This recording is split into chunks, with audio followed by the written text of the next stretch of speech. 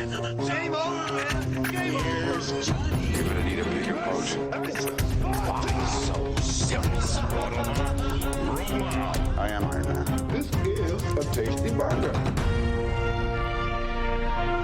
Welcome to the InSession Film Podcast. Welcome to episode 542 for July 9th, 2023. And I'm JD Duran. And I'm Special Agent Brendan Cassidy. Thanks for joining us this week, everybody. Brendan, your mission, should you choose to accept it, is to talk about the Mission Impossible films again. Oh man, this podcast is going to self-destruct before we even have a chance to talk about these films.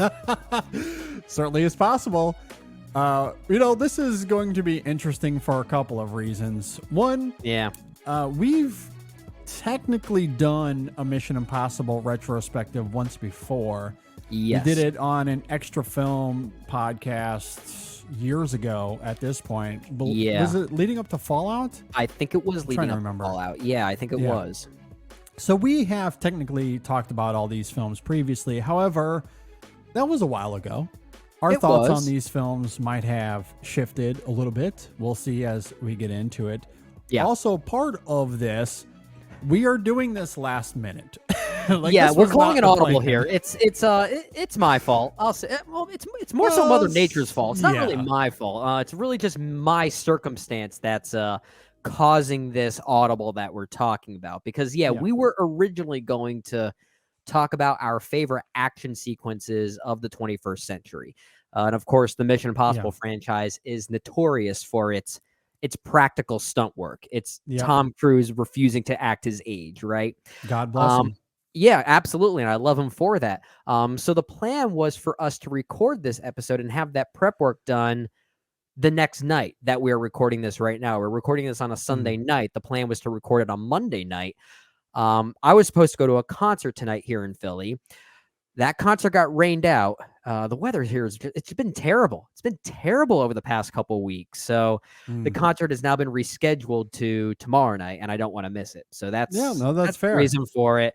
It's going to be, for a little inside baseball, JD, it's going to be a bit of a shit show, to put it bluntly, with this. So for some context, the concert I'm seeing is Erykah Badu, and she's going to be with Yazim Bey, formerly known as Mos Def. And I'm really looking forward to that. So that was supposed to be tonight. It's now rescheduled to tomorrow night. Tomorrow night also has another show at a different venue in Philly, and that's Alicia Keys. Oh boy. And you would probably expect that there are a lot of audiences that were wanting to go to both. One night and then one the next night. So I have no idea what's going to happen as far as those people who want to try and get refunds somewhere else. This is going to be a wild ride. I'm not part of it, but it's going to be interesting to see how this all shakes out. I am super grateful I am not part of those logistics. Oh that does sound like a nightmare. I just want to go and enjoy a concert, and hopefully I get the chance to tomorrow night. That is not a mission I would choose to accept. That's how we're tying this. It's Mission Impossible. The IMF is going to be called in to fix this fiasco. Yeah, maybe they will.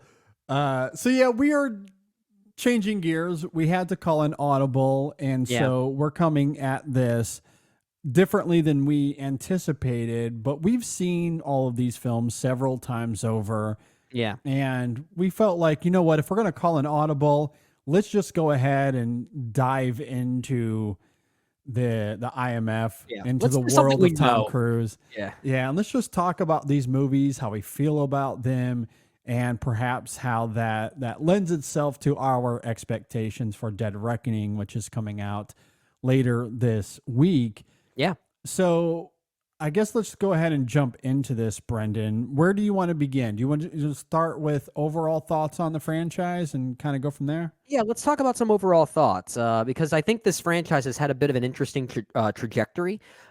Many would argue that they seem to be getting better with each installment, which is a kind of a rarity for any franchise that is now releasing its 7th installment.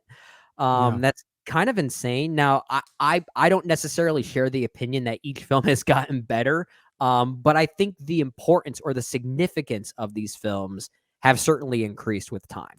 You know, the way we talk about them, the the almost meta component of Tom Cruise refusing to act his age, like we say, the fact that they are really embracing practicality, stunt work, real dangerous situations that they're trying to capture on film. They've become synonymous with the Mission Impossible films, but it wasn't always that way, right? You know, I feel like when it started, it was something else, and then it sort of morphed into that, so it made them more interesting. So I think that's what makes the franchise so interesting. And I'll just say this. I don't think there's a bad film in the bunch. There are some I like more than others. There are some that I don't necessarily love, but I like, at the very least, like all 6 of these movies thus far. And that's that's pretty incredible for a franchise like this. I agree. I have loved this franchise. I think they're all very good to some degree or another. You know, even, you know, the film that I am least on here, I very much do like in some ways. And I think what's interesting about this franchise, and yeah, we can talk about the stunt work and the action of it. And it is interesting how this set to precedent before something like the Fast and Furious franchise and how absurd they got. You know, Tom Cruise was upping the ante before all of that. Yeah. And it's interesting to see the progression of that. When you talk about stunt work over the last 15, 20 years, I do think the conversation very much begins with Tom Cruise and what he's been able to do. I mean, like, another franchise we all love is John Wick. Tom Cruise was doing it before John Wick.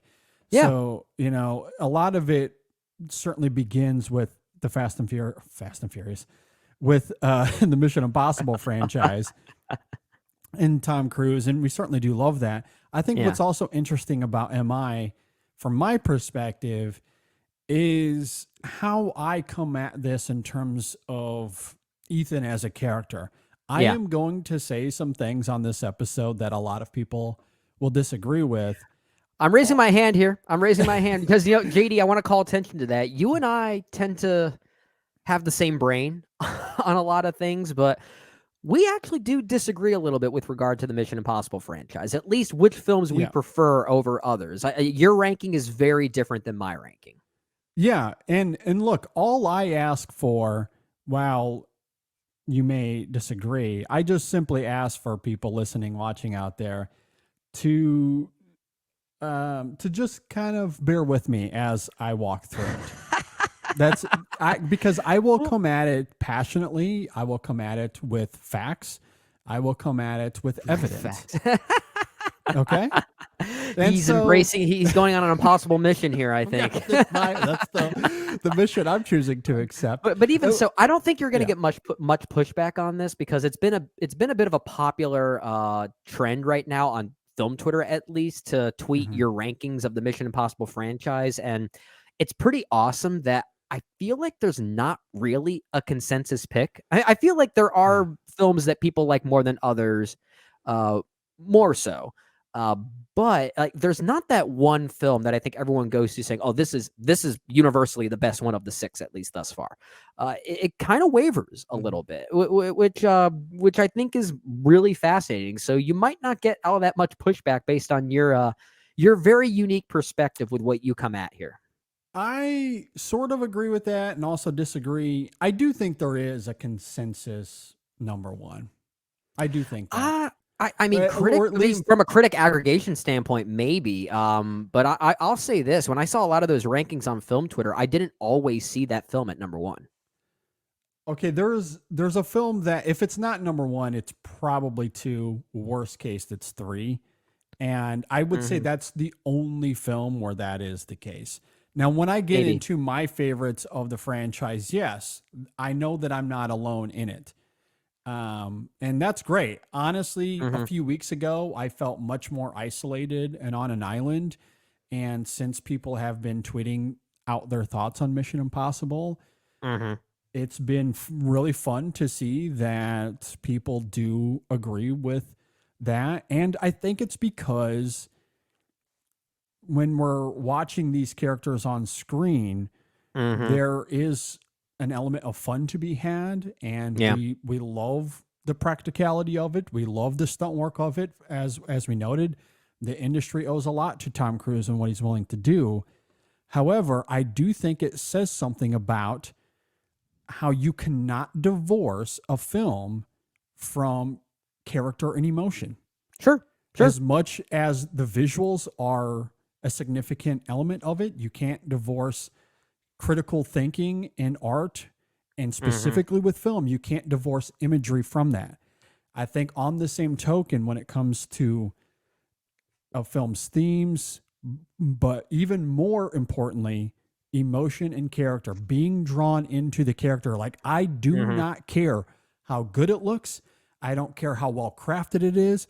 If I am completely and utterly disengaged from the character and from the film's emotional core, it's a bland experience. Fair. And that goes across all genres, all types of movies, right? Yeah. And yeah. And you know, depending on the filmmaker and the movie, you know, there's fluctuations and all of that. Like with someone like Andrei Tarkovsky, for example, like his characters aren't always the most graceful and the most elegant, and you're going to love them. But that's also not the purpose of what he's trying to do. I just want to see Tarkovsky direct the Mission Impossible movie if he came back from the grave. It would be very different. That is for sure. So look, I get it. And I say that as a fan of Tarkovsky. I love Andrei Tarkovsky. So it's not, you know, there's variances of gray, as there is with most things. Yeah. So I say that to say, broadly speaking, but especially in genre film and with these kind of movies, if we did not care about Ethan, if Tom Cruise wasn't charming and a presence on screen, right, with the craft, with the stunt work as it is, would this franchise be as successful? I would say an absolutely it would not. Probably be. not. Yeah, like we drift away from that, and thankfully this franchise has it. But it's interesting that I feel like each film has its own kind of ethos in supporting that idea, which is what I think is so fascinating about the Mission Impossible franchise. While there is continuity here, it's not reliant on that continuity. Like there are some films that have their own their own emotional backbone, their own themes, their own ideas on their respective minds, and it almost makes the film very continuous. It makes sense, but it almost feels kind of episodic at the same time too, which I love that about it. It has all of these things maneuvering together, and I think it's really smartly done. Well, and also I want to be clear about that, because you make a great point that continuity doesn't have to be utterly seamless. And I'm not talking about continuity. Sure. That is different. You know, going to a very different franchise that, you know, again, it's not apples to apples, but one thing I loved about Fox's X-Men franchise is that they didn't give two rats ass about continuity. You know what I mean? And from film to film, there was something to appreciate. Like I really like X-Men 2. I still think that's good. Or even that first one I think is quite good. I'll go to bat for X-Men 3. I'll just say that. I kind of like that movie. and again, you can just talk about the continuity of just those three, but then you get into, you know, the newer films as well. And you know, Days of Future Past, you know, there's connective tissue to them all, but it's not what the MCU is trying to do, for example.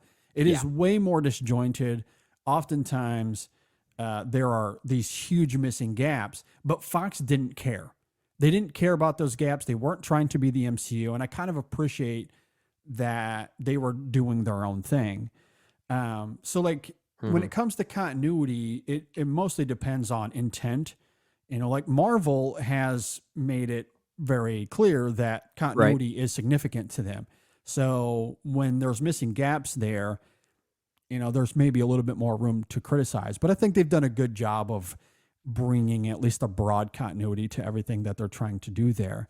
Yeah, I agree. So with Mission Impossible, the continuity is less important to me as much as it is how far are we going into Ethan as a character? That to me is where I think the conversation really lies, because the continuity from, let's say, 1 to 2 to 3, is that uneven in terms of continuity? Absolutely. And then from 3 to 4 to 5, there's even more of a disparity in terms of continuity. That is not my problem. My issue with the franchise is how are we using the depths of Ethan as a human? Like, are we doing this or are we not doing it? Like, that to me is kind of my bigger issue if we're looking at Mission Impossible on the whole. The episodic feel of it, I do appreciate. Oh, yeah. I do like.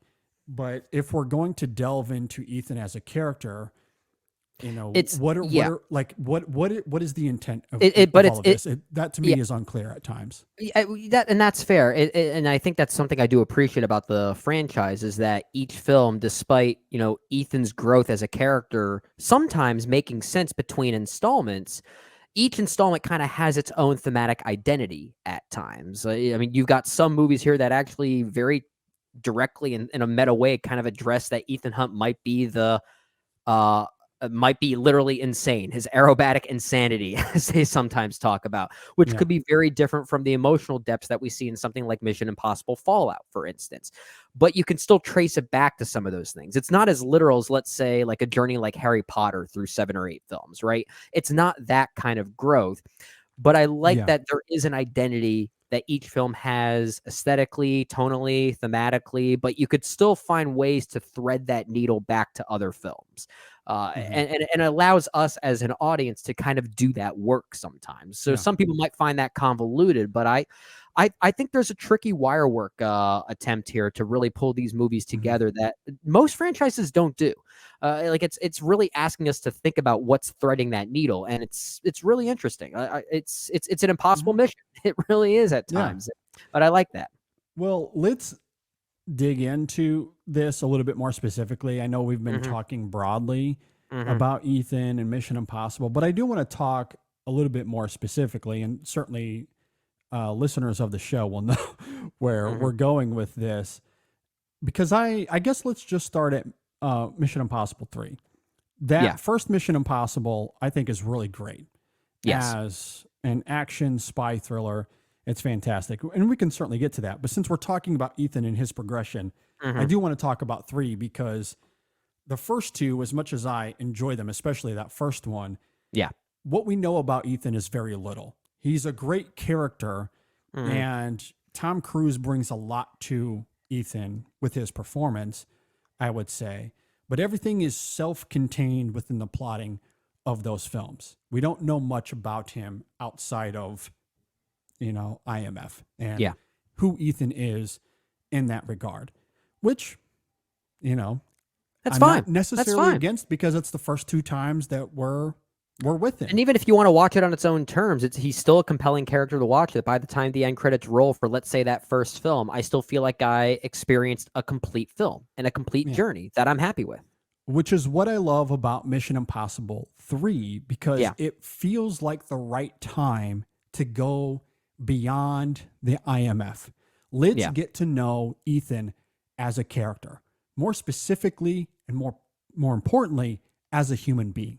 This is the first time in this franchise where we get necessary character development, and it humanizes him finally. Oh, yeah. And we see him at his most vulnerable, maybe really of the entire franchise, given everything that we saw post Mission Impossible 3.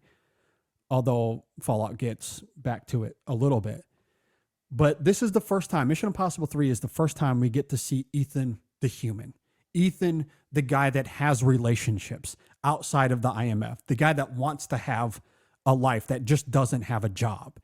And I think it does it brilliantly. I genuinely, without irony, love the screenplay to Mission Impossible 3 because of how it connects the dots with Ethan's desire for normalcy, his desire for Julia, and wanting something beyond, you know, what he does with the IMF.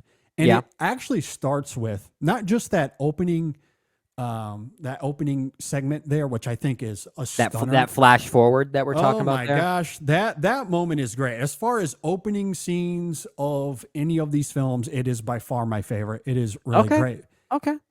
But even beyond that, the opening action sequence when they're tasked with getting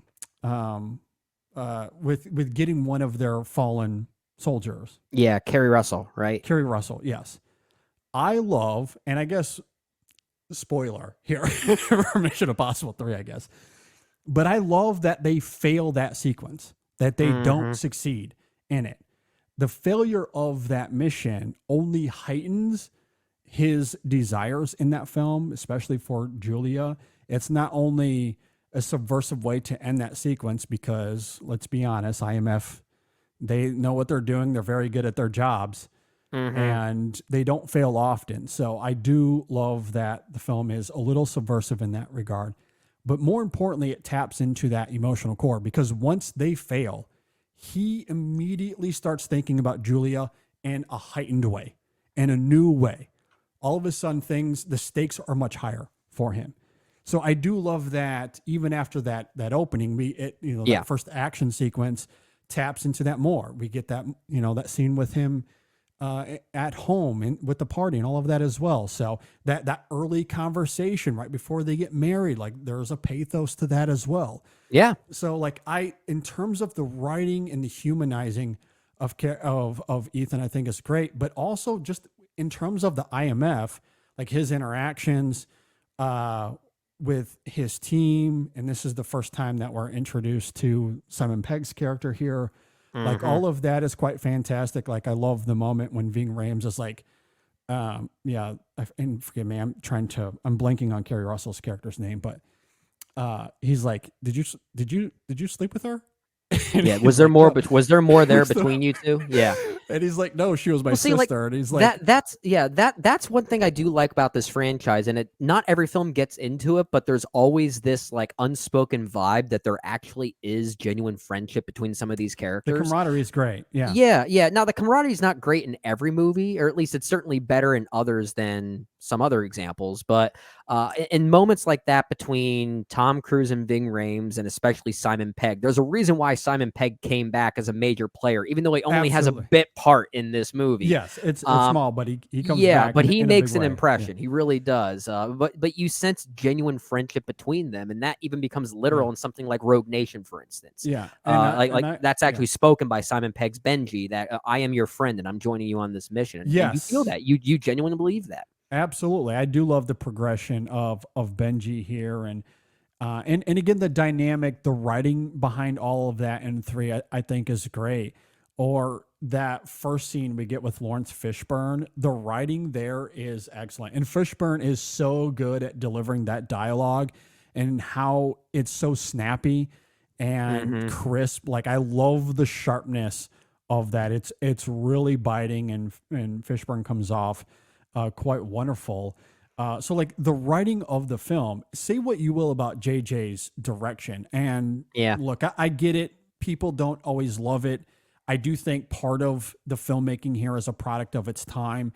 So I'm certainly willing to accept it. And I'm also generally not as dismissive of JJ's direction as so many others are. I think this is far from bad. No, it's not bad. I do agree that it's not what Christopher McQuarrie brings to this, or even a Brad Bird from a filmmaking perspective. I'm willing to concede there, but I don't think it's terrible either. No. And what he does do is he lets that writing come through in these vivid ways with these early scenes I'm talking about. But of course, as Ethan delves into his fear and his motives and ultimately his catharsis, and then there's all of the writing between Tom Cruise and Philip Seymour Hoffman as well, which I think is excellent as well. Going back to the opening scene that we get and when Philip Seymour Hoffman comes back. So like in terms of the emotional core of this film, I do find it fundamentally human in a way that no other film in this franchise has really been able to tap into. It comes at the right time. And I think it's done beautifully. I love that he is driven by something more than just saving the world yet again. Yeah. Which, yeah. of course, is, again, that's part of these movies. I do get it. But in this case, there's something more beyond that. It is less defeating the antagonist and quote unquote saving the world. And it is more about the relationships he fosters in this film and the people around him, right? What he's right. trying to save. That the groundedness of that, I think, is excellent here. And my last thought, and then I'll let you kind of jump in here. I love that the mystery behind this is nothing but a MacGuffin. The rabbit's foot is never explained, and I love that about really it. Matters. Yeah, I love the self-awareness that of proves in the your script. point there. Yeah. Yes, I absolutely loved it, and the subversiveness and all of that, I think, is really quite great. So, Mission Impossible 3 to me is very refreshing comparatively to the others. The writing is genuinely fantastic. It's really great, and I don't think it gets enough credit for that. And it is Tom Cruise gives the best performance in this film of his performances in these movies, and to me, it's from a dramatic performance for sure. I would definitely agree with you. And I guess to let the cat out of the bag a little bit, this is a film you like more than I do. I know that this is when this is your favorite Mission Impossible film. I think you were alluding to there, if I'm not mistaken. This is towards the bottom for me, but it's still a film I really do like. And I guess really our biggest disparity is, I guess I'm a little bit more bothered by the J.J. Abrams directional choices here being a product of its time. Something I look for in a Mission Impossible film is something aesthetically that's going to wow me. And this film doesn't really have that. I think when it's functioning as an Ethan Hunt movie, it's really good. And it's everything that you're talking about there. So there's a lot that we don't really disagree on. It's just some of the aspects of it functioning as a Mission Impossible film simultaneously, I don't love as much as maybe you do in that way. I don't really love a lot of the team dynamics here. Like, I don't really like Jonathan Rhys-Meyers in the film. Maggie Q, I think, is really underutilized as well. And that we'll very much disagree. I loved both of them here. I think they're very forgettable. I don't love them that much here, and I think it's not really their fault. I think it's really more of the film kind of I think the film and the story it's telling maybe drowning them a little bit, given the pathos of Ethan Hunt and the story it's trying to tell as a tale of normalcy for this world-saving agent, right? Which I think is a great idea, and that does take precedent. And to be fair, it should take precedent. It's something that this franchise definitely needed to be a movie that was about breaking away from the grandness and the impossibleness of this franchise into something more like emotionally practical. We talk a lot about the practicality of the stunt work in these movies, but this is one that's trying to use practicality in a very different way, which I do appreciate. And I love that it's smaller in that regard. I do too. Yeah, it's a movie. I think I love the idea more than I actually do the execution. I think it's really just that balance between it being an Ethan Hunt movie and a Mission Impossible movie that I don't always love, because the stuff I love about it being an Ethan Hunt movie is amazing. I love his relationship with Julia, Michelle Monaghan here. I think their chemistry is amazing. It really is. And it's genuinely romantic. To say that this movie functions best as an action romance, I would not really push back on that notion. That's something I really do appreciate about the film. It's really just some of the J.J. Abrams directional choices I don't always love. And it's something I guess bothers me a little bit more than it bothers you. Well, and that's interesting. And it's why I wanted to emphasize, as we somewhat move on with this conversation, why I wanted to emphasize at the beginning of this that you can't divorce film from its aesthetics. It's important. You also can't divorce it from character and emotion. That is equally important. To me, anyway. I would argue that you cannot divorce that, because where JJ might lack with his aesthetics are comparatively to others, I think the film more than makes up for that in emotion and character, where the others, it's the opposite. With Brad Bird and McQuarrie, their aesthetics, the stunt work in Ghost Protocol and Rogue Nation, undeniable, especially comparatively to a lot of, not just in this series, but a lot of other action blockbuster thrillers that are aiming for the same goals. Aesthetically, those films are the gold standard. And I don't disagree with that. But from a character perspective and emotion perspective, I feel about those films the way you do about Abrams and his filmmaking. I don't know. I think Rogue Nation's a nice bridge between all of those things. Maybe not as emotionally heft and thick as Mission Impossible 3 is, but I think the synergy between all of those elements is better in Rogue Nation. I don't think Rogue Nation gives one iota. Oh, I want to punch you in the face so hard right now. Doesn't care. I think that movie has great character notions on French. Oh, it absolutely does. Come on, JD. It does not care. It does. It's a simple notion about friendship. I mean, it's a very simple notion, but that is so heavily felt in that movie. The best scene in that movie is the defusing of the bomb that Benji has strapped him because of those emotional moments of friendship there, which I think are almost just as powerful as anything in Mission Impossible 3. Okay. I mean, okay. I guess to be fair, like there are moments, because I don't want to talk in extremism. Let's get that out of the way. Okay. Extremism is not something that I really go for. Yeah. Unless it's warranted. Neither do I. That was a rarity for both of us, I feel like. Yeah, because there are very good moments in Rogue Nation. And also, let me be clear, I really like Rogue Nation. On the whole, I think it is a very good movie, which is why, again, I want to be careful about some of the words that I'm using to articulate this, because I don't want it to be misconstrued. The filmmaking, I think, is great. It is probably the best crafted movie of all of them. Mm-hmm. From an emotional perspective, it's just not there for me. Now, what I like about Ghost Protocol, and see, this is where we get into all like levels of gray. Yeah. Because I think from a plotting perspective, Ghost Protocol is maybe the most mundane for me.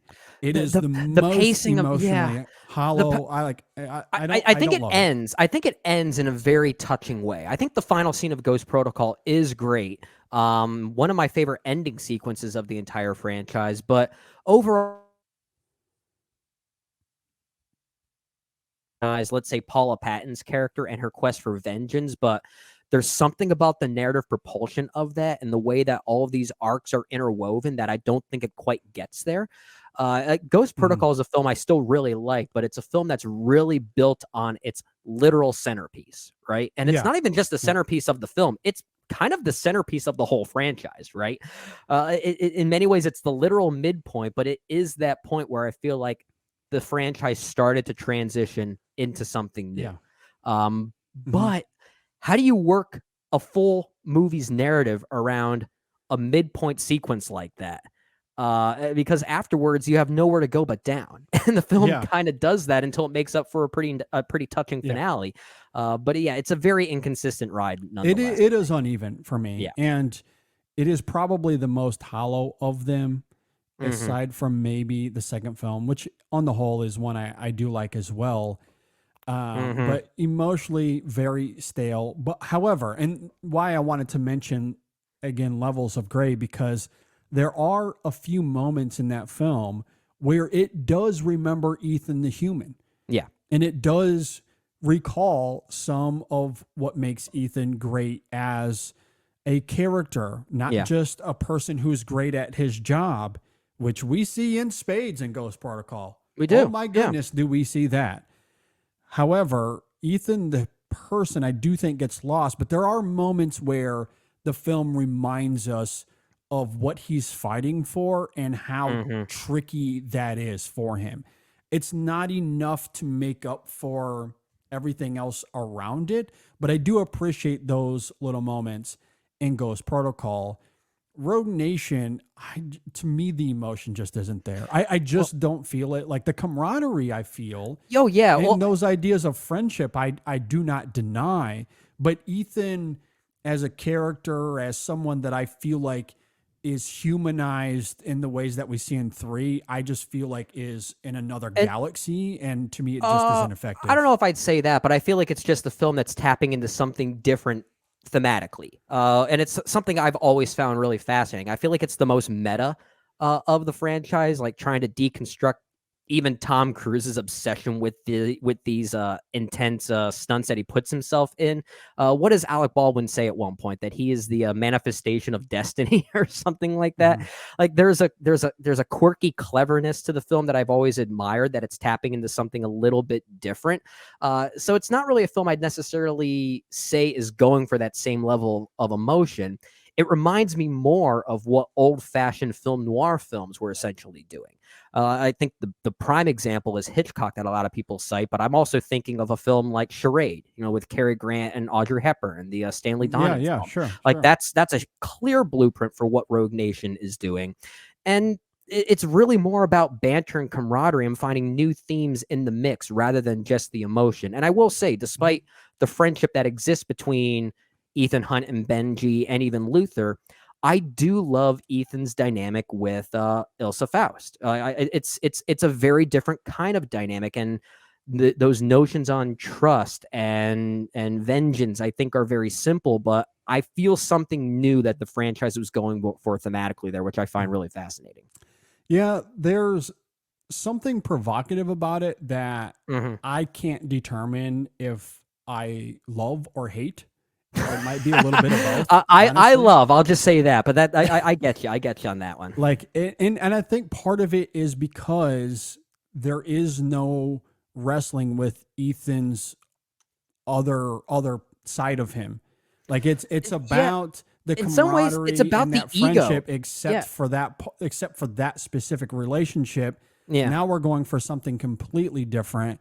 However, we're not getting the other side of that coin, which the last two movies did go into. So that to me is where continuity becomes a little bit gray. I'm not asking for Ghost Protocol or Rogue Nation to be sequels to Mission Impossible 3. However, I am asking that you don't just pretend that didn't happen. And that to me is where there are shades of gray here. And I think Ghost Protocol somewhat does it well.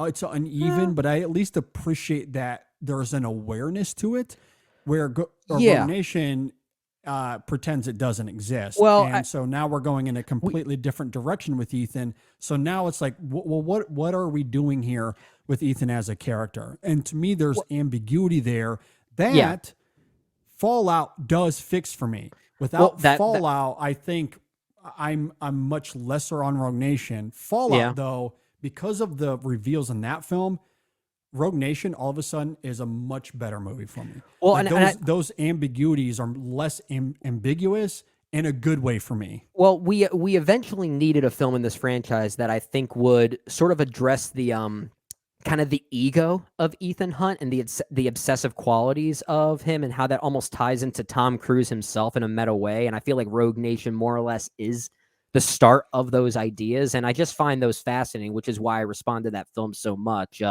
Rogue Nation is my favorite of these films. Shocking. I didn't say that yet, but I'll just make that clear in case someone else noticed that. We were talking earlier about how there's a consensus favorite. I've seen that in everyone's top 2, worst case top 3, but everyone loves that movie. So that, like, when we're talking about Rogue Nation, that's why to me this whole conversation is a little funny to me, because the more we do InSession Film, the more I start to realize and become aware that I am an outlier in most things, and I am starting to embrace that weirdness. So, please do. You should. And this is one of those things where I kind of love that I'm coming from the other side of the coin. Now, I'm not praising my weirdness. I'm not going down some sort of egotistical thing here. No, but you're standing your ground, as you should do.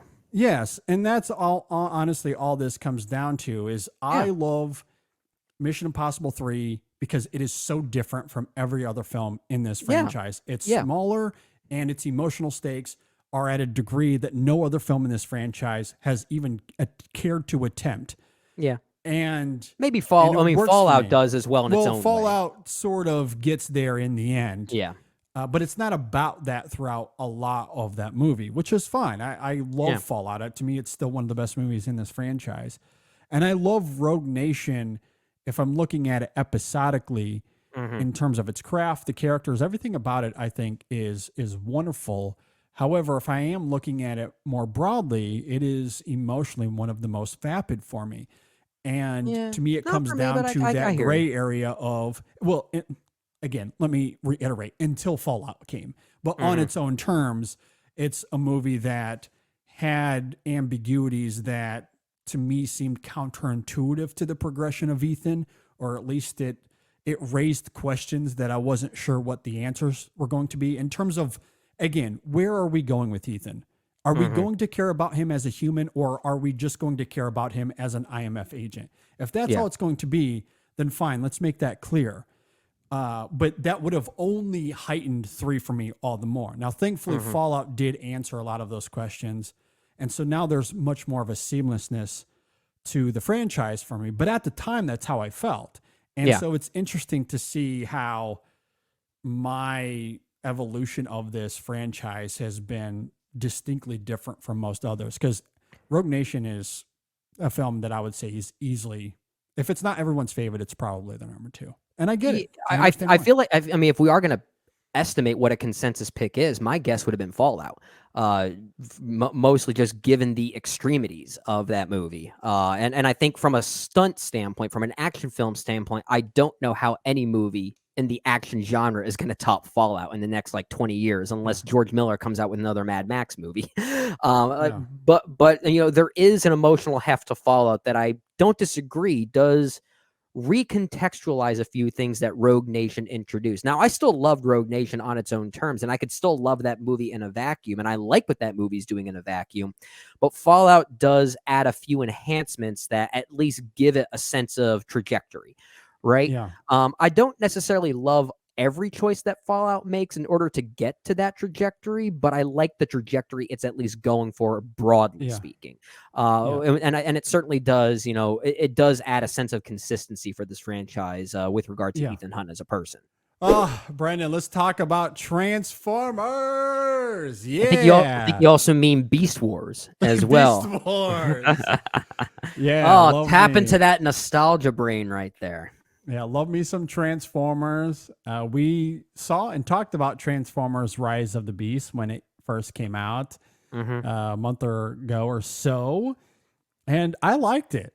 I thought it was a lot of fun. You're the Transformers junkie, so if anyone's going to dislike it, who's going to be hard to please, it's you. So if you liked it, that means it's perhaps doing something right from a fan base standpoint. Look, I think it does a really good job. I've noted this a couple of times when we did the review here on the show. I mentioned this in my video review as well, but like Michael Bay, they hired him because he knows how to blow crap up. Yeah, right? And he did a great job at that. They did not hire him to show reverence to Transformers, and he didn't. I don't even know if he knows what a Transformers is still. Well, he probably doesn't like it if he does know what it is. On the other hand, Stephen Cable Jr., I don't know his connection to Transformers lore, but Rise of the Beast does show reverence to the history of Transformers. Yeah. That, I think, comes through wonderfully in the film. I really enjoyed it a lot. I don't necessarily care for the CGI soup of it all, but I think it's a fun movie, a fun Transformers-y movie. Sure. There's a couple of nods to Steve Jablonsky that got me going. I do love that as well. And it's not too surprising to see that reverence on screen there, because we sensed that when Stephen Cable Jr. directed Creed 2, right? Reverence for that respective franchise, which I think is I think that's an underrated film in that franchise. So I agree. I agree. And that the same sincerity that he showed in Creed 2 is very much on display in Rise of the Beast as well. I really liked it a lot. Genuinely, I had a lot of fun with it. And we have 5 digital codes to give away. We do. Of the film. That's true. So follow us on social media: Facebook, Twitter, Instagram, Blue Sky, Threads, all of the above. Yep. Hit us up, and we will have some information on how you can receive one of these digital codes for the film. And it's going to be interesting with this franchise, because they reveal something at the end of it. I don't know if you know what it is, Brendan. You haven't seen it yet, right? I have not seen it yet, but I'm actually looking forward to it, simply because Stephen Cable Jr. is the director. Yeah, no, it's him and Anthony Ramos it's worth watching for them. Okay, good to know. I think they're very good. Of course, Peter Cullen, just well, I mean, yeah, I mean that's Peter Cullen. What are you gonna what are you gonna say bad about him? Nothing. I know nothing. I will also say this: Pete Davidson, who I'm a little hit or miss on. I'm sure a lot of people are. A lot of people feel that way. Yeah, I think he is electric as Mirage. Well, He's how about that? Well, how He's about fun. that? Okay. He's really good. You know, it's interesting because his character of his character of Mirage is like a bumblebee transplant of sorts for reasons that are necessary. I won't give that away for plot reasons, but sure. Mirage is really the only character aside from Bumblebee that has this much interaction with a human character. Okay. And so, you know, Pete Davidson isn't like just a supporting character, like way on the side, you know, like an Ironhide, if you will, in the Bay films. Like he's a big part of this movie, and I think he does a really good job. So, okay. At any rate, all of that to say, you got to check out this movie, and we have some digital codes to give away. So again, follow us on social media, and we will have some instructions on how you can win a digital copy for Transformers Rise of the Beast. The InSession Film Podcast is brought to you by our great friends over at First Time Watchers. Brendan, right now we are in the middle of talking about the Mission Impossible franchise. And, you know, just like Mission Impossible, this is a podcast where you want to accept the mission in front of you and listen to this show. Your mission, should you choose to accept it, I was about to say, you know, it's your mission that you're obligated to accept is to listen to these guys, because if you love movies, this is a podcast you need to have on your radar. Hosted by Tim, Walter, and Hermano. They may not be members of the IMF, but they have what some people might say is an impossibly high knowledge of movies. I would say they do, at least. They do indeed. On their latest episode, episode 497, they talked about a movie, and I do love this, Brennan, because I am not familiar with this film, but in their promotion for it, they put the pronunciation for the title of the movie right there, which is perfect. It's great for me, where it's pronounced Ennie's Maine. Yeah. It's not spelled that way, but that is how it's pronounced. Yeah, apparently. You might think it's pronounced like Ennis Men or something like that. But this is a film I have heard of, and I've heard some pretty decent things about it, and they did have a great conversation about it. Absolutely. I mean, based off the conversation, it's definitely one I want to go and check out. But yeah, it was a really fun show. Definitely one you got to go and check out. Absolutely. And it's a really unique show because they pick out movies that they've never seen before. That's kind of their MO in many ways, whether it's new or old or just really obscure. They're very known for their obscure picks. And we might allude to that in just a few moments about what they're going to do on the next episode, which we may or may not be a part of. But they're rounding out their tenure as podcasters soon, closing things out on episode 500. This is 497. They're getting very close to the end, which is really sad to see. But until then, their catalog includes a lot of great movie episodes like this one. And on these shows, they even discuss some other movies that they've caught up with and maybe some new movie trailers that are worth noting as well.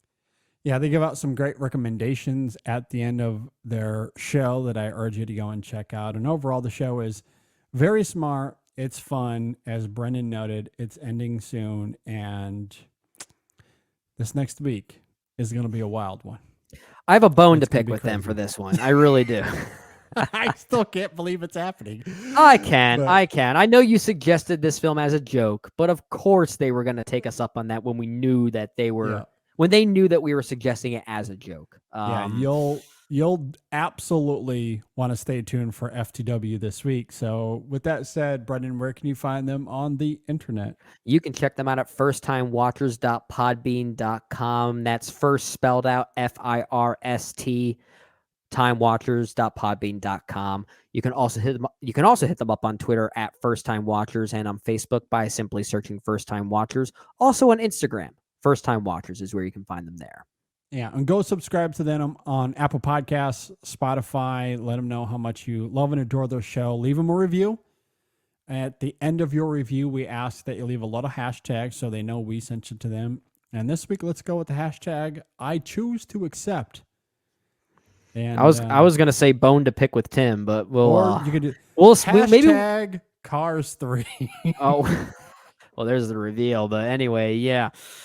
Oh, Tim, I love you, but sometimes you frustrate me, man. I can't wait. It's going to be great. Anyway, go check them out. We promise you'll love them. Again, that's First Time Watchers. I do love Fallout. To me, that is probably my number 2. Now, here's the fun irony, is that Rogue Nation might be my number 3 still. Given that whole conversation. Yeah. But I will say this, and we haven't really talked about it, but that first film is quite great. So that might be my number 3 as well. That's my number 2. I love that movie. I love De Palma's movie. Yeah. My number 1, my 3. My number 1's Rogue Nation. My number 2 is the first film. I guess this probably just gets more into what I respond to with regard to these movies, because ironically, I'm picking the 2 that are the most old-fashioned, the most Hitchcockian, I guess. So that might not be a coincidence. But I find those films really interesting in that regard. But yeah, Fallout's probably my number 3. Just given the extreme measures that film goes through, and where it does crystallize is not only poignant but kind of torturous at times. Like it's the one film in this franchise that's it's as much as I like it, Fallout's the one I rewatched the least of them all, because it's actually a pretty anxiety-filled thrill ride. I get anxiety watching that movie. It reminds me more of procedural war thrillers like Zero Dark 30 or The Hurt Locker or something like that. Like, it has a real visceral quality, a rawness to it that I can't always go back to. But I love it for that. I just don't rewatch it as much. And even when it crystallizes, there's an emotional heft to it that is kind of real and kind of dangerous, which I do like. Yeah, I really love De Palma's film as well. It's really sharp. It's, like the tension of it is thick. It's really well crafted, and distinctly its own, because De Palma has a style that is so very different from every other director that's been in this franchise. And I do love it. Like like thinking off the cuff here, it might be my number 3. And, again, to reiterate, I do really like Rogue Nation in a vacuum on its own terms. Those ideas of friendship that you're talking about there, I don't dislike any of that stuff. It's all very good. The provocative elements between Ethan and Ilsa Faust. Sorry. Like, on its own terms, I do love what it's trying to provoke. But in the context of Ethan's overall progression, to me, it's like, okay, where is this going? And to me, I think that's what I do love about Fallout so much, is that a lot of that film, like the first half of that film, kind of functions in its own vacuum. It really is disconnected from most things. And then there is a reveal that's brought up where the emotion of Ethan all of a sudden is forced to the surface. And as a result, everyone is brought into Ethan's, passionate motives, where he is going outside the plan and he's taking everyone with him. And they're forced along. I know we talked about this a lot when we reviewed Fallout here on the show, and I think about it all the time. And it was one of the things I was really looking forward to the most when I rewatched it a few weeks ago. That moment that Ving Rhames has when he's articulating the relationship between Julia and Ethan. Yeah. That there is a surprising pathos there that I did not anticipate. I agree. And Rhames is so good and in that moment and how he's bringing that about. And I love that, I think what I really like about that moment is that he's tapping into the emotion of Ethan and Julia, and that's really the first time we had seen that come through outside of those two characters. And you think about the irony going back to Mission Impossible 3, because the first time that when Ethan's like, I'm going to marry this woman, and Ving Rhames the whole time is questioning. Yeah. Like, who is this woman? Why do you want to do this? This isn't a good idea. Well, I think the whole film think is that's like talking him out of it. Yeah, I think that's one of the things Fallout does really well with regard to bringing Julia back into the fold. Is the fact that she also knew some of these people outside of just Ethan, right? Like there actually was a genuine camaraderie between Julia and Luther, and they actually share a moment together, that diffusing of the bomb sequence towards the end, where there's actually like a genuine friendship between them too. And I think it's utilized very well. And you're right. Ving Rhames he's kind of the unsung hero in a lot of these movies in many ways. Yes. Yeah. He's great. I love how much fun he is. And he brings a connective tissue that I think is really great. Like Luther is always a fun character here. Same with Benji as well. So like, the direction of this franchise on the whole, I've really liked. I think it's why I'm really looking forward to Dead Reckoning. Like, how is it going to manifest what we saw at the end of Fallout? Like, where is that going to go? Yeah.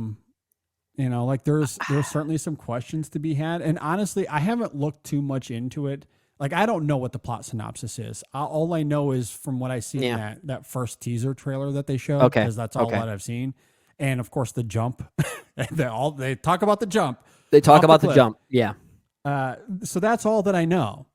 So a lot of my anticipation for the film comes off the heels of literally everything we've just talked about with this franchise. It's interesting that we talked a little bit about already, the way that Fallout addresses certain things that maybe recontextualize a few things in Rogue Nation. At least it certainly did for you in a lot of ways.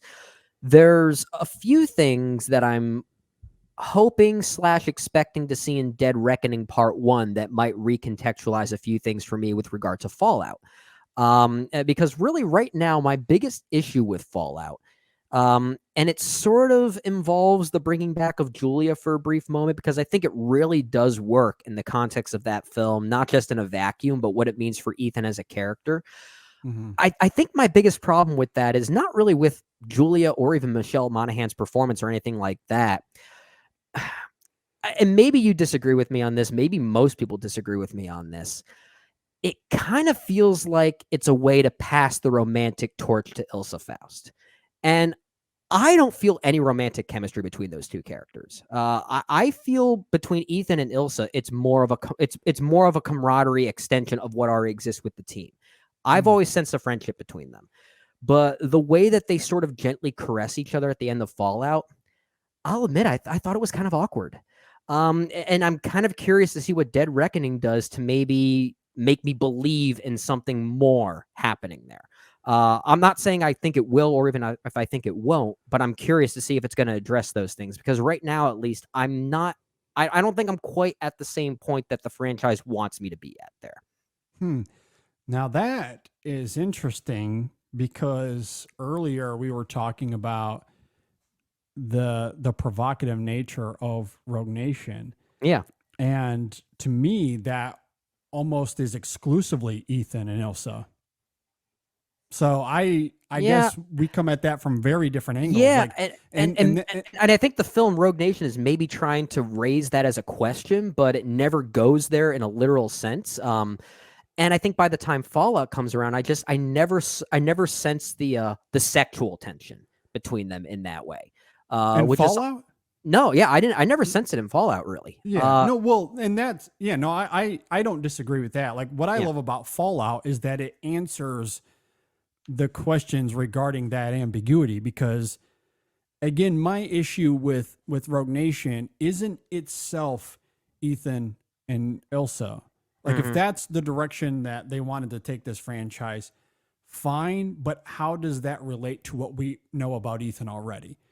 There was ambiguity there that Rogue Nation did not care to delve into. It just left that provocative ambiguity out there. Maybe that's our disparity, because I think by the time the end credits rolled for Rogue Nation, my thought was, okay, that answers that question. There's no sexual tension. They just trust each other. It's not there. It answers that. It's gone. I did not feel that at all. See, I did. Any closure there. I felt closure there, which is maybe why I sensed some awkwardness in those final minutes between the two of them in Fallout. I don't think it quite earned that yet. And maybe Dead Reckoning will give me more of that for me to go back to that and say, okay, now I see what they were doing. Now I'm on the same wavelength here. Yeah. Once Julia is brought into Fallout, and in an instant, you see Ethan change drastically, vividly, palpably, bitterly. He changes, and his motives completely switch gears, and it becomes all about her at that time. And to me, I find her being Julia, right? Yes. And the depiction of that, I think, is powerful. One, Tom Cruise, his performance is great, but the choice to do that instantaneously answers every question I had about Rogue Nation and where this franchise was going to go. And I do love that it's the same director that is doing both of those movies, because if it was a different director doing Fallout, then it could have been like a little bit of a retcon, like a little bit of Last Jedi going on here. Yeah, it doesn't quite get there. Like it almost becomes a retcon the second they start caressing each other. Ilsa and Ethan. It starts to feel like a retcon to me a little bit. Well, see, the reason I don't feel any tension between them and Fallout has nothing to do with them and how they interact at the end of that movie or throughout it. To me, it has everything to do with his choices toward Julia. Everything to do with his choices toward, like, to me, that answered everything I needed to know about Ethan, where he stands, and who he was, even as it relates to Rogue Nation and the events of that film, which didn't answer. But McQuarrie, who directed Rogue Nation and Fallout, told us this is where Ethan is. His relationships, what he cares about, what he chooses to protect, this is it. Same guy making that choice. So to me, I think he is implying, regardless of how you feel about the provocative nature of Rogue Nation, it doesn't matter. This is who Ethan is. This is what he cares about. And when Julia's brought in, you see it. When Julia, when Julia's brought in, that's that reminder of who he's trying to protect in the first place. All right, and that's what his ethos is, like what he's fighting for. I guess my thing is, by the end, like, is Fallout suggesting that he is now in love with Ilsa Faust? I don't think so. I think it is. That's my problem with it. I think those moments at the end are like, they might as well just full on started making out at the end of Fallout and be like, okay. I did not sense that at all. That is all I sense in those moments. I will say this: if you are correct, and that's what McQuarrie was going for,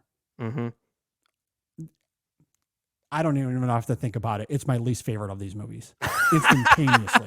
See, maybe that's our thing. It's like, I feel like that's what we're kind of dancing around, trying to arrive at this moment here that we're, sort of vaguely describing. I feel like Fallout was suggesting that we are now introducing a new romantic interest for Ethan Hunt in those final minutes. See, now I don't think that's the case. And to me, that makes no sense whatsoever, given his reaction toward Julia and what takes place there. Like, the emotion of it is palpable. It's great. The performances are wonderful. I love it. To undermine that with what you're suggesting is obtuse to a degree I can't even begin to articulate. And we'll see what Dead Reckoning suggests, because I feel like literally the final 30 seconds of Fallout, I think, already started to do that. So if I will say this, like, I never felt that. And I've seen the film multiple times. I do not, like, this is the first I've heard of anyone even talking about it in that way. Yeah. I will say this, though. If Dead Reckoning wants to go in that direction and they earn it, if they build toward it, it's not instantaneous. I'm open to the idea, but it has to be some sort of, here's what happened in Fallout. This is where I stood, and now I can move in this direction. If they build their way there, I'm not opposed to it, but I don't want it to be what you're suggesting, where it's instantaneous. We've already laid the groundwork, so we can just go head on into them being in a relationship. Like, if that's what it is immediately, then Dead Reckoning is we're gonna have some issues. We're gonna have some issues, man. If it does do that, we're gonna have a fun conversation on that movie. But I don't want to speculate. You know, I don't want us to speculate because if it does go in that direction, I want to see what it still does with it, and we don't go in with these preconceived notions and find ourselves frustrated way too soon. Yeah, because I will say, like, that was never my interpretation of Fallout. Never. Well, I like hearing that because it makes me want to rethink those final minutes. It's something I sensed in those final minutes that I didn't really care for because I don't think it quite earned the romanticism of that just yet. Well, and that's why, like, I never felt any sort of romantic tension. Mm-hmm. And maybe this is a little bit of hindsight knowing what happens to Ethan in Fallout. But even throughout that film, like throughout the first half of the film, and I certainly noticed this more on a rewatch, that, you know, Ilsa is brought in because, you know, her mission is very myopic. I say that in a good thing. Like, it's very, this is what it is. Yeah. Blinders on. And Ethan is somewhat in the way of that, but because of their history together, they're sort of in the way, but also sort of working together. Like I said, this interesting kind of flipping of the coin. Right. And then given everything that plays out at the end, to me, the tender, I guess, warmth that is felt amongst all of the characters, I think is a simple result of the emotional fallout, pun intended. Yeah. And to me, that's all that it reminded, like, to me, it's like, okay, like anyone that is vulnerable in that situation as Ethan is, like the people around you are going to be aware of that, and they'll be very warm towards you. Yeah. So like to me, it's a circumstantial thing. And given the circumstances, it makes sense that a character would react in that way. And so to me, that's always been my interpretation of it. I've never felt it anything outside of that, the emotion that Fallout is going for. Well, I hope it sticks to that. And that's where Dead Reckoning will get really interesting to see what it's trying to tell us. Because I did not quite get that vibe. I felt like it was moving in a different direction, sexually and romantically, that I was just not feeling. I was not feeling. But you know, we'll see where this goes. We'll see where this goes. I mean, that's a long-winded way of saying I still really like Fallout. I still think it's a very good film in this franchise. Still number 3 for me of these 6 thus far. We haven't even really talked about Mission Impossible 2 yet. That was gonna be the next thing I brought up. Like, how did we feel about 2? I mean, okay, it's the worst film in the franchise. Is it my least favorite? I don't know. And it's because it was my favorite movie when I was 11. Okay, like fair enough. It's a product of its time, but I'm always gonna have a nostalgic connection to what John Woo was doing for that movie, which doesn't necessarily hold up, but I kind of like that it doesn't. I'll never get bored of that movie. I'll never get bored of it. It's a weird thing to say, but I do kind of have a soft spot for Mission Impossible 2. And I mean, the soundtrack, the theme song is done by Limp Bizkit, for crying out loud. I mean, that's the kind of movie we're dealing with here. Yeah. I kind of like it. I don't know. I will say this, you know, looking at it more critically, I do think there are some good things in it. I like the chemistry a lot between Tom Cruise and Tandy Newton.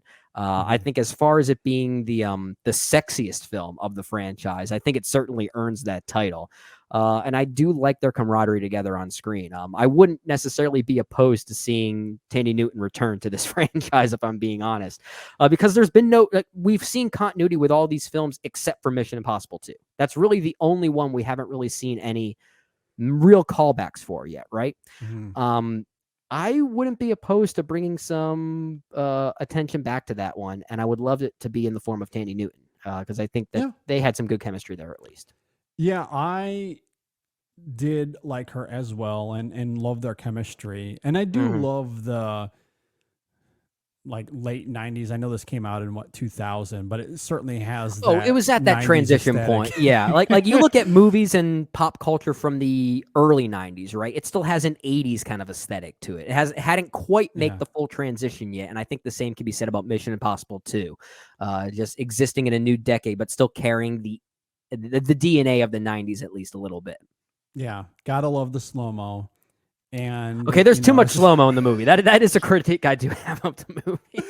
which is fair. It is over the top. I do love its absurdity. It is really fun in that regard. And, Tom Cruise is being Tom Cruise. There is certainly joy to be had. I do think it is by far the messiest of them, and by far the least. Its craft just isn't there for me, comparatively. But I don't hate it. I think it's fine. It's a fine movie, I guess. It's a 3 out of 5 on Letterboxd for me. Like I still give it a passing grade, but again, chalk that up to nostalgia blinders, I guess. I mean, this literally was my favorite movie when I was 11 years old. I'm not even kidding. Okay. So I'm always gonna have a soft spot for it. That's perfectly fair. You gotta love when we're bringing childhood into this. So yeah. Speaking of, when we did rewatch this, I did watch it with Sam, and he liked it. So it worked for a 3-year-old. So he liked this one, Mission Impossible 2, right? Yeah, he did like that one. Has he seen them all, or at least some of them? No. I think he's only seen 2 of them, I think. Okay. So I think he saw this one and Ghost Protocol, if I remember right. But okay. Weirdly, I think maybe the 2 that are most appropriate for a young mind, I guess. Exactly. Yeah. We haven't really talked Yeah. much about the first film all that much, Brian De Palma's film. And yeah, we can talk about De Palma. We can talk a little bit about that. Yeah, I mean, I think that's a good transition, because normally when you want to introduce even a young mind to this franchise, you want to go in order. But I don't know. That first film has a brutality to it, right? I mean, it's very much a Brian De Palma film. And that's something I respect about the franchise in general, right? Is that each director has brought their own stamp to each film. Even Christopher McQuarrie, who has directed 2 films thus far. I mean, 3 films. We haven't seen Dead Reckoning yet. But Rogue Nation and Fallout almost feel like they came from different minds, right? Like he tried to change himself throughout that, which I kind of appreciate. But each director brings their own flair, and Brian De Palma makes a Brian De Palma film that just happened to kickstart a major franchise like this. And I think it's really good. Like, I think it's actually one of Brian De Palma's better films. It's a very efficient and tight thriller, a very different kind of film that this franchise would eventually become, but has one of the best set pieces of the franchise, the Langley heist. I think is quite incredible. Iconic at this point. Oh yeah, it's one of the best heists in all movies, if you ask me. And it's certainly one that could be in the conversation at least. And even some of the sequences that look kind of dated, like the final train fight, the chase at the end of the film. Yeah. There's something about it that still holds up for me. Like it might be the sound of it and the way it's all edited and constructed that just has a brutality to it. Like, it's one of the more brutal films in the franchise for me. And the tactility of it, I think, is really good too. No, I agree. I kind of love the dolefulness of it at times. It's my favorite of them, aesthetically speaking. Like, from a craft direction perspective, I think it is my favorite of them.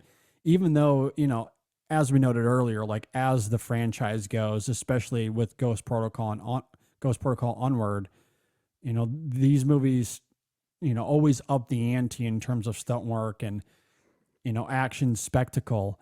And that first Mission Impossible doesn't have the spectacle as the later films would, but in terms of direction, using the camera, editing, pacing, I think that first film is just crackling in all of those areas. Yeah. Like, what De Palma does with the camera in this film is just absurd. It is so good. It is incredible. Like, so much, like, just from a visual perspective, and again, going back to how, the medium of film is its visuals, but it's also its characters. And this film has all of it. Like, even though we don't get to know Ethan as we would in later films, he's still a very mesmerizing presence in this film. He's got this allure to him that's fantastic. The supporting characters, I think, are great. Just the espionage, the tenseness of that film, I just think is absolutely incredible. And then you couple that with De Palma's filmmaking and how he's using the camera here. Dutch angles, baby. You gotta love it. It's a great film to look at. it's one that you feel in a different way than something like 3 and some of these others that we've been talking about, but you certainly feel it and it is palpable. So I do love how vivid the film is. It's very astute in its filmmaking and in its character progression and the reveals, like the twists and turns, they all come at the right time and they're all extremely gratifying. It's just a really sharply made movie. The sharpness of it, I think, is a great way to describe it. And you were talking about this with Mission Impossible 3 and how maybe the unsung hero of that film is the screenplay. Many of these films have actually really good screenplays. I would argue Mission Impossible 2 and Ghost Protocol are the ones that leave the most to be desired from a writing standpoint. Yes, I agree. But I think all of the others are very cleverly written in their own way. But I love the first film here from Brian De Palma because I think the script is maybe the trickiest of them all. I think if I recall, the film was sort of criticized for being a little bit convoluted and hard to understand at the time when it came out in 1996. And I can understand why that is, because many spy thrillers weren't really that tricky at that time. It was sort of a oncoming trend that in many ways I feel like this film almost like foresaw. But I think the script here from David Koepp and Robert Towne is very tricky in getting the audience to pay attention to little things because it uses dramatic irony in a really interesting way. One of my favorite examples of the entire franchise and how it does this is, we're in spoilers. I mean, we could talk about these films now, I feel like. Sure. It's the reveal that Jon Voight's character is not dead. And he shows up at and surprises Ethan. And they have this conversation where Jon Voight says, "It was Kittredge who shot me." And Ethan says something like, "Oh, yeah, Kittredge is the mole. He's the one I'm supposed to be looking out for." Yeah. And then Ethan has this vision of how everything played out, but it's not at all what he's telling Job or Jon Voight's character. Mm-hmm. It's cueing us in that Ethan's actually a step ahead of the real bad guy, and he's telling us that without telling the actual bad guy. So it's really, really clever. I love that. It's a really good use of kind of surprising us before the surprise twist or the villain reveal even comes. So when the villain reveal comes, we already know about it because Ethan told us directly. I think that's really clever writing there. Yeah, I think that's really great. To your point in terms of the film's cleverness and how it toys with the audience throughout the film.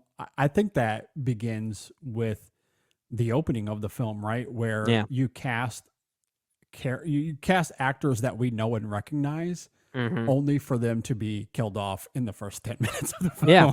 Yeah. You know, and so in it's pretty brutal ways. As brief as that sequence is of Emilio Estevez's death, that's, you freeze frame that. That's pretty tough to watch. It is. It is. And it's interesting that they're willing to bring on Emilio Estevez, someone that you recognize, and you don't necessarily anticipate that he's going to die in the first 5 minutes, but that's what happens. So like immediately, you know that you're in, like, everything you see, you can't trust. And the film continues that motif throughout. So when that moment you're talking about comes near the end, it is one of those things where you don't know what to expect, what's around the corner, what's to your left. Like, everything is kind of out in the open. Yeah. And I do love that from just an audience experience perspective. Like, again, the sharpness of the storytelling, the direction, everything behind it. Like, it's just so well done. So like, you know, it certainly goes to show that like, the spectacle doesn't have to define this franchise. Yeah. Like, you know, I'm sure Dead Reckoning will get to that. We know that they're doing the jump. You know, there's a train fight, I think, at some point. Yeah, there's a train chase, from what I understand. There's probably another motorcycle chase at some point. I feel like they have to be in every one of these movies now. Absolutely. So we know we're getting that. You're right. Absolutely. And look, I'm not saying don't do spectacle. You know, even that first Mission Impossible had its, you know, action sequences, but you don't have to completely up the ante to the point where you're having a car chase in space. You don't have to do that. That's something I thought about, because when we first saw Fallout, and while it isn't my favorite in the franchise, it is perhaps the most unique in terms of what it brought from a spectacle standpoint, right? Like the way it just kept upping the ante, I thought, what are they going to do to one up this and make it unique going forward? And I'm sure Dead Reckoning finds something to do, right? But what if we got one of these films in the future, maybe directed by Christopher McQuarrie once again, that doesn't have the spectacle, that does something completely different?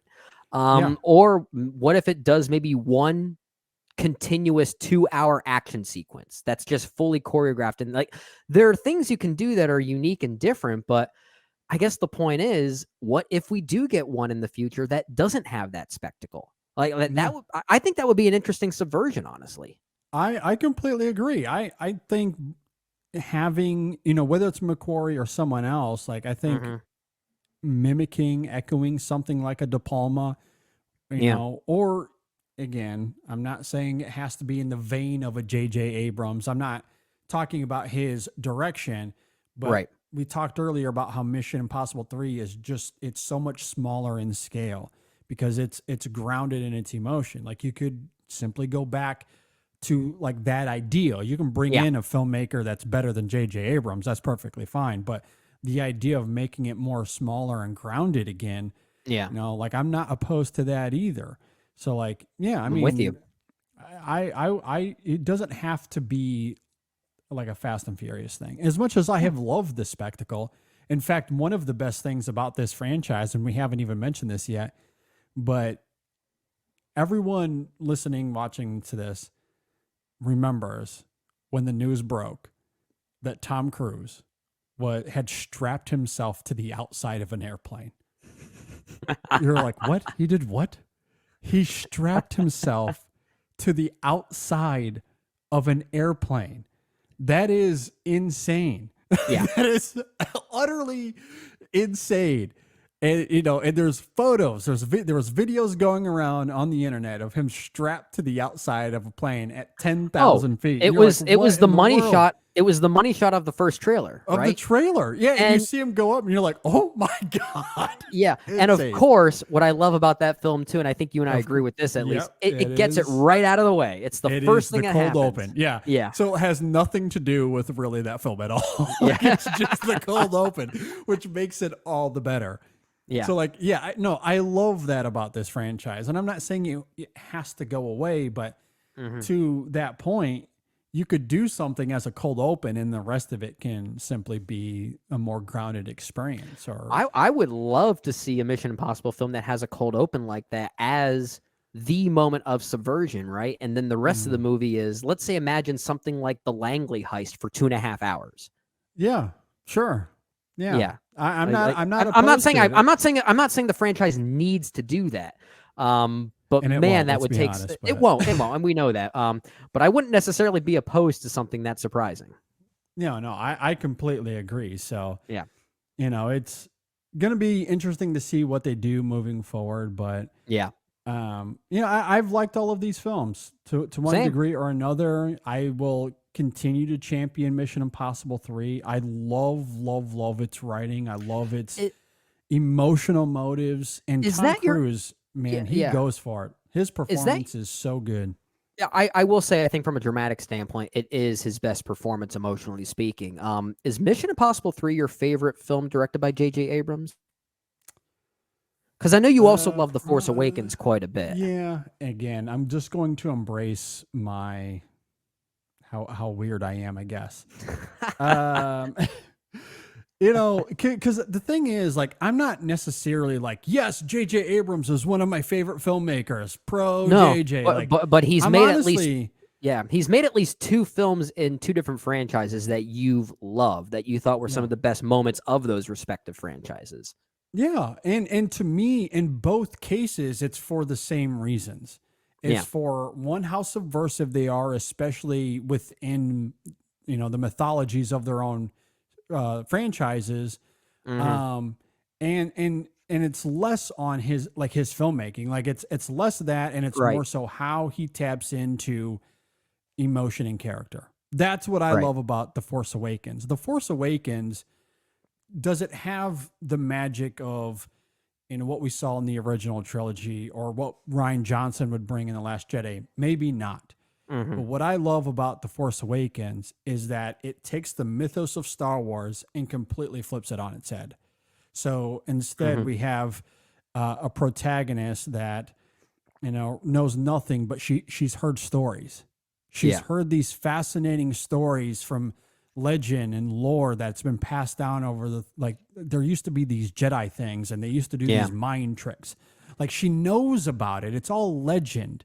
And then there's Ben, who wants to be Darth Vader. He has the mask. He has the confidence. Like, he thinks that he's Darth Vader, but underneath he's a child. And he doesn't have the maturity. He's not Darth Vader. If anything, it's the opposite. So JJ takes what we know about Star Wars and then completely reverts it. Completely gives us the opposite effect. And so then it becomes this movie about myth and about, subverting myth. And that's what I love about that movie. So, like, again, it's how he uses character, how he uses emotion, and then you get into the whole Han Solo of it all. And that's another thing, right? Han Solo in The Force Awakens is not the scoundrel that we love from the original trilogy. And that movie, he's a father desperate to get his son back. That's who he is. I love that stuff. It's no coincidence that J.J. Abrams' best films are the ones that are like introducing something new within a franchise that we already know about, right? I wouldn't be surprised if we agree with this. Maybe the order might change, but I think J.J. Abrams' three best movies are The Force Awakens, Mission Impossible 3, and that first Star Trek. And as far as I'm concerned, they're the only three I really like from him. Because when he tries to crystallize on some of those ideas, I don't think he's able to quite get there. But I think these three films are examples of ones where he brings a new energy to some of these great stories, and at least introduces some new trajectory for them. And now Mission Impossible 3 is not an introduction of the franchise, but it is in some ways a very different turn, though. But it is at least an introduction to the person of Ethan, right? Yes, so in some ways, it is kind of kickstarting something within the Mission Impossible franchise, right? And J.J. Abrams has always been really good at doing that. Yeah, and again, say what you will about Star Trek, but the interesting thing about that film is that he's able to, and I know he makes it Star Warsy, but it's still a very fun movie. It's really fun, and I think he does a great job of bringing in an audience that otherwise wouldn't be there.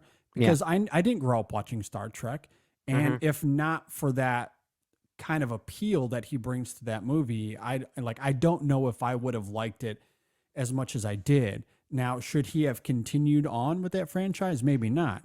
You could argue the same thing with Star Wars as well. Although that last film that's a Disney disaster, not a that's not disaster. a JJ. I mean, JJ Abrams is sadly tied to that because his name is tied to it. So I think by association alone, we have to call that a JJ Abrams movie, and it is my least favorite JJ Abrams movie. But I realize it's not necessarily his fault. So he's guilty by association at that point.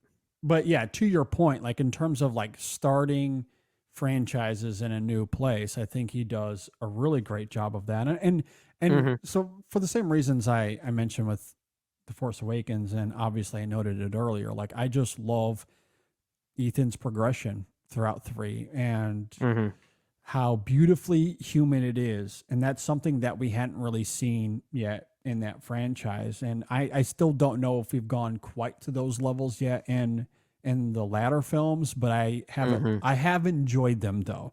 As Rogue Nation, I do really like, especially in hindsight of Fallout, and Fallout to me that's probably my number 2.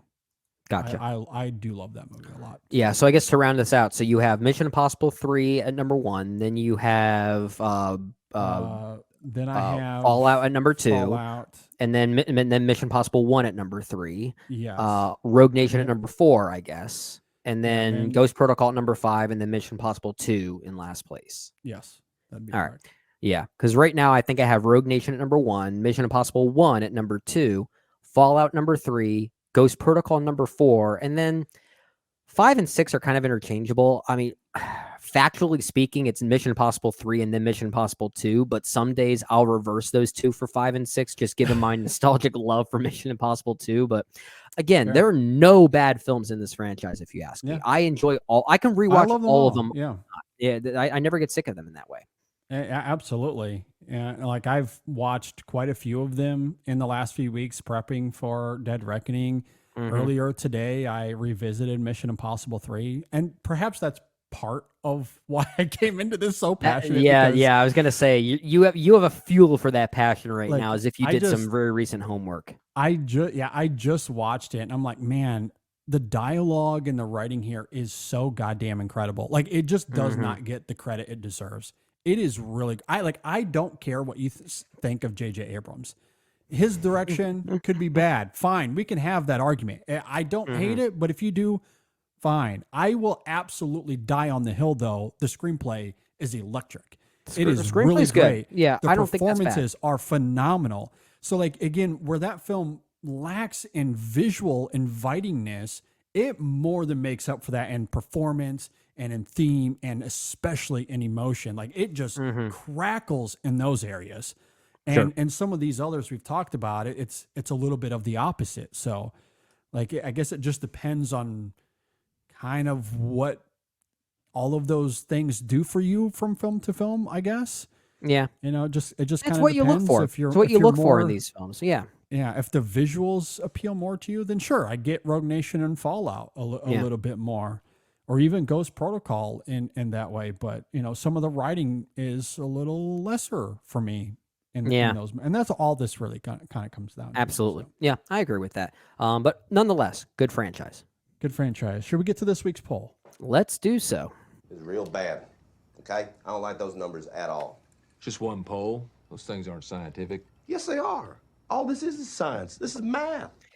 Let's keep the Mission Impossible theme rolling, right? We asked everyone, what's the best Mission Impossible action sequence of the franchise? Stunt, action sequence, whatever it is. I mean, I was trying to list out a lot of options here, JD, and it got to a point where I thought I was writing a book. But I think we did a pretty good job covering our bases here, because we still had a write-in option here, and it didn't get utilized. You know, I think we threw out all the options that needed to be included here. I don't think it's a real surprise, the option that ends up winning this poll, though we alluded to it during our conversation here on this episode, JD, that the literal centerpiece of this franchise, the transitional action sequence of sorts, is the climbing of the Burj Khalifa in Ghost Protocol. In many ways, it kind of redefined the franchise going forward. That is number one, like not even close. That ends up winning at 40, like almost 41% here. But we did get a three-way tie for second place, all at 12.5%. That included 2 from Fallout, the helicopter chase and the bathroom fight. Okay. And I understand. We also have 1 from Rogue Nation. That's the Opera House sequence. Okay. That'd be the one, I'd guess. Yep. Which, honestly, from an action film standpoint, that might be my favorite sequence of the entire franchise. And I think it's just the musical choreography of it. The fact that it almost feels like a ballet. And that's something that I think Rogue Nation does really well, is that it almost feels like an action musical of sorts. The way it's all there's almost like a dance to it, right? And that's with every sequence in the movie. So in some ways, I feel like the Opera House scene is almost symbolic of what that film is doing as an action film. But I think it's really great. In third place there at 9%, just over 9%, was the Langley heist from the first Mission Impossible film there. But we did get a vote here and there for the Halo jump in Fallout, the motorcycle chase from Fallout, the mountain climb from Mission Impossible 2, as well as the bridge attack from Mission Impossible 3. Okay. I will say, like, there are a few surprises here, JD, and maybe we didn't have this poll out long enough to get more votes to maybe make it a bit more competitive, but I would have expected to see at least a few votes here for the plane hang from Mission Impossible Rogue Nation, and maybe even a few bits of love here for the maybe the motorcycle chase from Rogue Nation as well. But needless to say, I'm not too surprised by these specific ones that won the poll. Yeah, I'm not too surprised either. I was a little worried there for a moment because it felt like recency bias was about to take shape, because I wasn't sure if we were going to get to the Langley heist, and then I think you said it came in third there. So it did, yeah. I was a little uncertain there for a moment, but we finally got there. We did. Although I think there's an argument to be made that's still the best. Maybe that Maybe, would get yeah. my vote here. I think there's an argument to be made there. I will say though, in hindsight, two that come to mind for me, especially off the heels of this conversation, might be the plane moment in Rogue Nation, simply because it's so insane. It's so insane and also insane. so futile. And so futile. Absolutely. The fact that it's Yeah. just the cold open, there's something Yeah. about that just makes it all the more appealing Sure. to me. Sure. Yeah. And I hear like I get it, the Burj Khalifa incredible moment, but there is something about hanging. I just can't wrap my mind. Like he strapped himself to the outside of an aircraft. I know. And flew Yeah. 10,000. Like that is not smart, but incredible to watch. And then the other one, and this is more thematic than anything, and I don't think you listed it here on as part of the options, but I understand it. But like on a rewatch of 3, that opening action sequence when they're trying to get back what's her face? I keep forgetting it's Carrie Russell's character, but yeah, I'm blanking on her name as well. Forgive us, listeners. But at any rate, when they try to save her and fail, Lindsay Ferris, that's the character name. When they try to save Lindsay, there is immediacy to the reaction and Ethan, and with how he changes or how he views Julia, and again, what I love about the performance of it too, because Ethan gets back to the house, and Julia asks him, "How did your trip go?" And the camera simply lingers on Tom Cruise for what feels like an eternity. It's probably a good 5 seconds. And Ethan doesn't say a word. He just stares at Julia and says everything you need to know about him in that moment without him uttering a single word. It's a good scene. So good. And the very next moment later, they're having a conversation while they're away from the house. And she's like, what is this? Is this for real? Is this love for real? And again, the camera just lingers on Cruise's hesitancy. Yeah. And it is incredible. And both of those are poignant because of the failure of that mission. There is a direct connective tissue between the two. Yeah, you're right. So to me, like that I think that just and it's a nicely well choreographed action sequence on its own, but it's emotional connection of it. Yeah. You make a good point impeccably. You make a good point that it's not just about the stunt work, right, or the spectacle of it, but it's how it's able to edit the moments of contemplation in the middle of all of that. And I think that sequence does that pretty well. It actually has the right pauses at the right moment for those moments you're talking about there. And Lindsay's death, credit to Carrie Russell here. Yeah, it echoes that dolefulness of the first Mission Impossible. Like it's kind of a harrowing visual when kind of a jump scare in some ways. Yeah, it's incredible. So in hindsight, that one is actually quite high for me now. Yeah, maybe I should have included it on the list. It might not have gotten any votes, but I know it would have made I don't you think happy. it would have. And, because people don't really think about it in those terms. It's him. Look, he's high on that building or he's on the outside of a plane. And look, I get it. The spectacle of many those, ways, it makes sense. But in many ways, we were asking that for this week's poll because it was also meant to tie into our original topic of action sequences of the 21st century. We just happened to reverse course on this given time. But you're not wrong. I think that argument for why that action sequence you really love there, it makes sense, and it's just a very different type of argument that we normally wouldn't see for something like this. But it makes sense for what it's doing. I'm just trying to say there's more than one way to shoot an action sequence. More than meets the eye. More than one way for it to be interpreted. So yeah, absolutely. At any rate, thanks for everyone that voted on the poll. Really do appreciate it. Can't say the results are all too surprising, but I do understand it. That is for sure. Absolutely. All right. Well, as we wind down here, a thank you to all of our patrons. Really can't do this without you. Your support goes a long way. That's patreon.com/InSessionFilm. As far as next week on the show, have no idea. Well, I don't think we have an idea yet, JD. This is to be determined because normally, I mean, Mission Impossible Dead Reckoning hasn't come out yet. It comes out Wednesday, right? So in order to be top of mind with this, we're actually being a bit early with this topic of this particular episode. Normally, this episode would probably be well timed with whatever the weekend release is, but we're not quite doing that. And looking ahead, the weekend coming up looks kind of bare. We might be able to just kind of pick any topic that we want to talk about and just make a full episode about it. So we'll talk offline and figure out what we want to do there. Yeah, we'll figure it out. We have to figure out some logistics too, because I'm going on vacation here very soon, but we'll have something figured out. So be on the lookout for that. We have a review for Joyride that will probably be up by the time this episode goes live. So you can go and check that out.